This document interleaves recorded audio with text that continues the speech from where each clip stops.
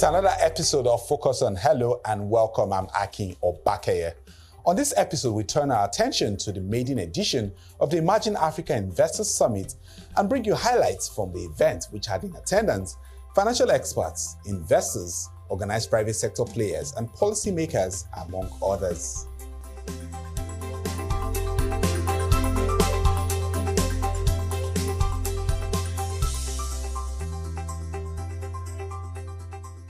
It's the maiden edition of the Emerging Africa Investors Summit, a gathering organizers believe will engage the investing public and showcase its perspective on the outlook for the Nigerian economy. But first, let's get a sense of how the Nigerian economy performed in 2024.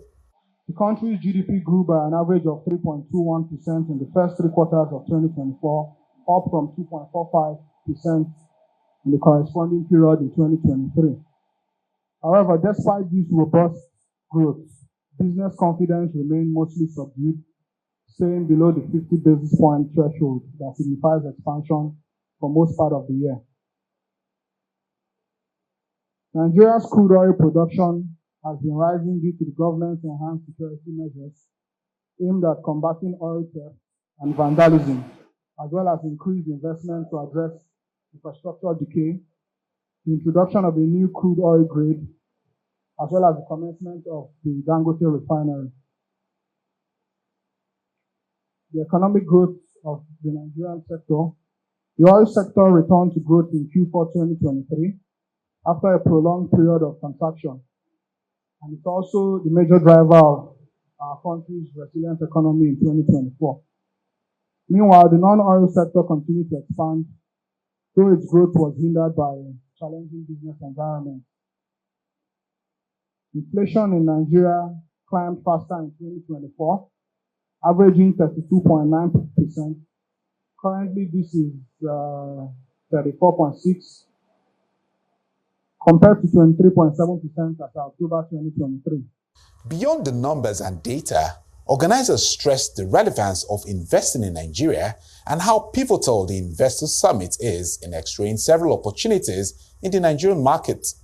During a fireside chat with the CEO of Nigeria Exchange, Juchi Emeka, several opportunities in the Nigerian capital markets were also highlighted and the sentiments of investors post-economic reforms.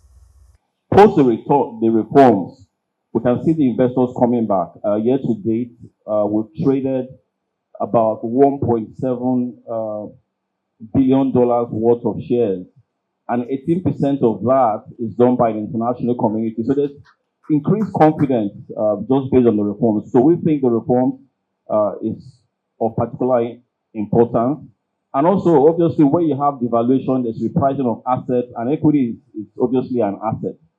But if you look at the returns in general for the PFAs, you will see that the average return for their most aggressive fund, which is for one, is about 15%. And if you look at the total returns from one to from 6 to from 4, average return is around 14%.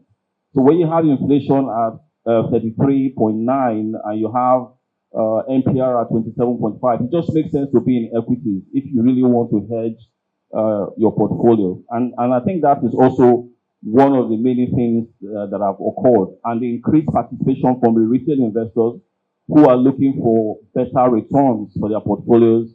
That has driven interest in our market. Year to date, we currently trade an average of $7 million. And I think that is fairly tidy or healthy for an exchange that the country has devalued its currency by over 100%. And you're still able to trade $7 million on a daily basis. I think that's quite commendable. And it's because investors are looking for better returns. Founder and Executive Vice Chair, Emerging Africa Group, Toyin Sani, speaks about the need to engage the investing public amid development in the economy. More so, how best to prepare for the good, the bad, and the ugly times. So when you look at the developed nations where, obviously rates are now being cut, they're cutting rates because inflation has been tamed. There was high inflation across the world post-COVID, post-Ukraine war. And these economies initiated, responses. And these responses have been impactful to the point where they now feel comfortable to start cutting rates. Now, it's not the same for sub-Saharan Africa. We are still grappling with these challenges. And in Nigeria, it's what you would call a triple whammy. So we're battling very high interest rates, we're battling very volatile currency, and the currency that has depreciated in value now for more than 100%, in the last year. And at the same time, we're also battling with high inflation. Now, the government wants to curtail inflation, and they also want to attract foreign investments. And you heard from the CEO of the Nigerian Exchange earlier today that they are seeing, increased activity of foreign investors. So there are some successes. However, something needs to be done, obviously, to address this beyond these interest rate hikes. So there has to be more fiscal discipline. There has to be budgetary discipline, and there has to be monitoring of our expenditure profile across all the, all the layers of government. Another major area that was highlighted at the summit is the role of public-private partnerships in unlocking funding for businesses. We provide financing, medium to long-term financing, which is very hard to find in this environment, at affordable rates, as in single digits, etc. And you know that interest rates are now at about 33% or so. It is very hard for industries to actually survive on that kind of rates, etc. So to that extent, what BOI has to offer, particularly for the real sector, which is really what we need to drive now, to help them to produce, to be competitive, etc. The kind of financing that we provide is what they need in order to survive. Emerging Wealth App 2.0 by Emerging Africa. The summit also witnessed the launch of the Wealth App 2.0, a digital platform that targets retail investors. The head of Wealth Advisory at the Emerging Africa Asset Management, Abiola Oyekunle, sheds more light into the essence of the investment app. On one click, you're able to access various investment products, and you can do it end-to-end by yourself. You can onboard yourself on the app. The only thing is the verification of the KYC documents. Once that is verified back end, you have access, you can start funding, and you can, add to your subscription on the go, however you want to do it. So this is basically, and one of the things we're doing is to encourage, the younger demographics to be able to, cultivate the habit of investing. With technological advancements democratizing investment, stakeholders believe local investors in Nigeria will tap into the opportunities provided. The capital markets are absolutely essential for any economy that wants to unleash prosperity for its people. It's one where you can have more people participate in the economy because of the capital markets.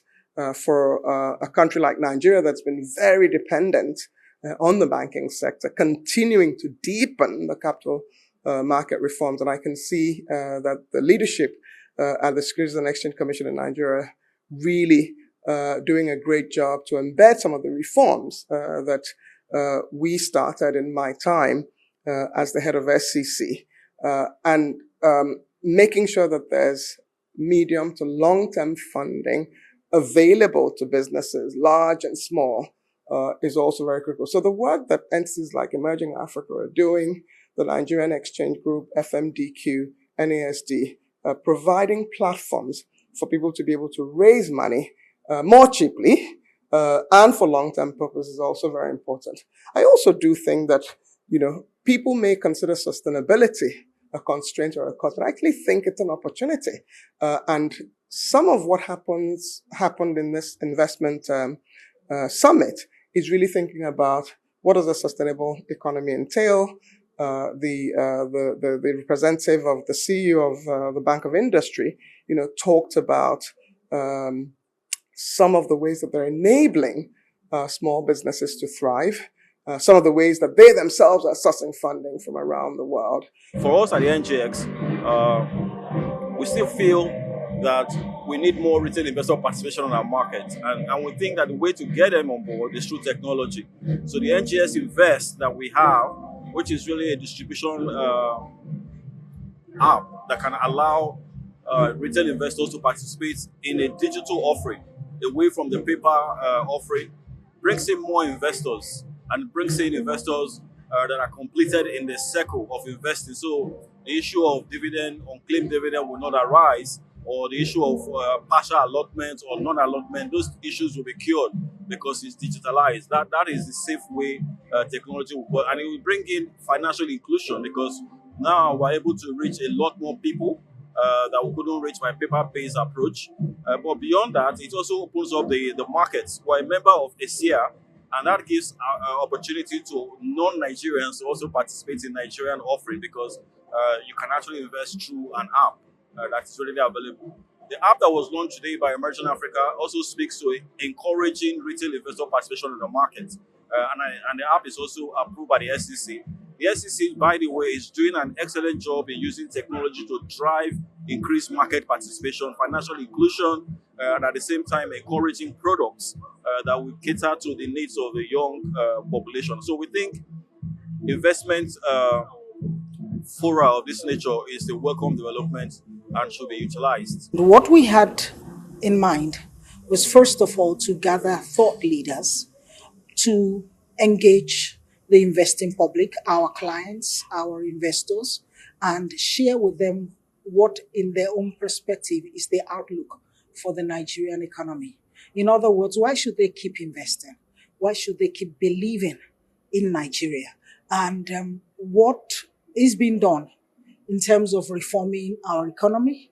How impactful are those reform initiatives? What more could be done? And very importantly, what is our own role as investors, as operators, as the organized private sector? And I believe that a key part of our role is advocacy, is making sure that our voices are heard. And so when we hold a summit like this and we publicize the outcome, we expect policymakers to get the feedback. We expect investors to be assured that there are brains in Nigeria, and these brains are engaged in resolving our problems as a people. We expect to reassure investors also that Nigeria is worth investing in, and very importantly, that the future is bright. The Maiden Investors Summit also had an award ceremony where investors, business partners, and some members of staff of Emerging Africa got awarded for their exemplary work in the 2024 calendar year.